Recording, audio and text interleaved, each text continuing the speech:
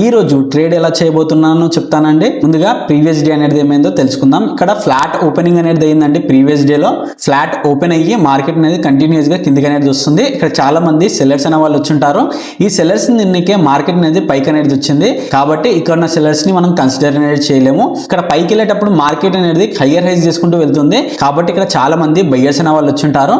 Last moment లో ఈ trend line ని బ్రేక్ డౌన్ అనేది చేసింది కాబట్టి ఇక్కడ చాలా మంది సెల్లర్స్ విధంగా వచ్చుంటారు. ఇక్కడ బయ్యర్స్ ఉన్నారు, అలాగే ఇక్కడ సెల్లర్స్ అనే వాళ్ళు ఉన్నారు. కాబట్టి ఇక్కడ ఫ్లాట్ ఓపెన్ అయితే యాజ్ పర్ ప్రైస్ యాక్షన్ బట్టి మనం ఎంట్రీ అనేది ప్లాన్ అనేది చేద్దాము. అలాగే గ్యాప్ అప్ కేస్ లో మనం బయింగ్ సైడ్ అనేది ట్రేడ్ అనేది తీసుకుందాము. ఎందుకంటే ఇక్కడ ఉన్న బయ్యర్స్ కి మంచి ప్రాఫిట్ అనేది కనిపిస్తుంది.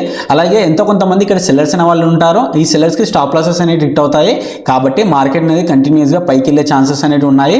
అలాగే గ్యాప్ డౌన్ కేస్ లో మనం సెల్లింగ్ సైడ్ అనేది ట్రేడ్ అనేది తీసుకుందాము.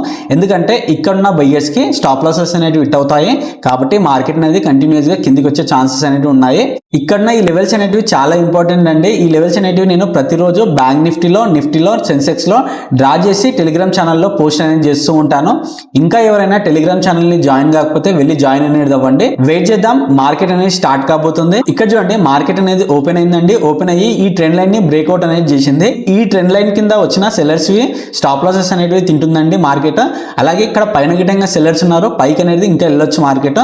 కాబట్టి వెయిట్ అనేది చేద్దాం. ఇక్కడ చూడండి మార్కెట్ అనేది ఈ సెల్లర్స్ స్టాప్ లాసెస్ గిట్టంగా తినేసిందండి. తినేసి మార్కెట్ అనేది ఇప్పుడు కిందికి అనేది రావాలి. ఒక రెడ్ కలర్ క్యాండిల్ చూసి మనం ఎంట్రీ అనేది ప్లాన్ అనేది చేద్దాము. ఇక్కడ చూడండి నా ఎంట్రీ అనేది ఇక్కడ ట్రిగర్ అనేది అయిందండి. నా స్టాప్ లాస్ అనేది 64 పాయింట్స్ అనేది ఉంటుంది ఈ రెసిస్టెన్స్ పైన. అలాగే నా టార్గెట్ వచ్చేసి 140 పాయింట్స్ అనేది ఉంటుంది. వెయిట్ చేద్దాం, టార్గెట్ లేదా స్టాప్ లాస్ అనేది తీసుకోవడానికి ట్రై చేద్దాం. ఇక్కడ చూడండి ఈ ట్రెండ్ లైన్ కూడా మళ్ళీ మార్కెట్ అనేది ఆగిందండి. కానీ ఇక్కడ మార్కెట్ అనేది ఆగదు. ఎందుకంటే ఆల్రెడీ ఇక్కడ ఉన్న సెల్లర్స్ స్టాప్ లాస్ అనేది తినేసింది మార్కెట్.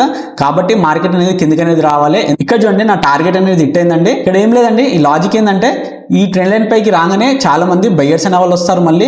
అలాగే ఇక్కడ నా సెల్లర్స్ స్టాప్ లాసెస్ అనేవి హిట్ అవుతున్నాయి కాబట్టి ఈ బయ్యర్స్ స్టాప్ లాసెస్ దీనికి మార్కెట్ అనేది కిందికి అనేది వచ్చింది. ఇక్కడ నా టార్గెట్ అనేది ఇచ్చింది. అలాగే 5 మినిట్స్ చార్ట్ లో చూస్తే మీరు ఇక్కడ చాలా మంది బయ్యర్స్ అనే వాళ్ళు ఉన్నారు. ఈ బయ్యర్స్ దీనికే మార్కెట్ అనేది కిందికి అనేది వచ్చింది. ఇంకా మార్కెట్ అనేది కిందికి వెళ్ళే అవకాశం అనేది ఉంది. ఇలాంటి చార్ట్ రీడింగ్ కాన్సెప్ట్స్ గురించి లైక్ చేసి సబ్స్క్రైబ్ చేయండి.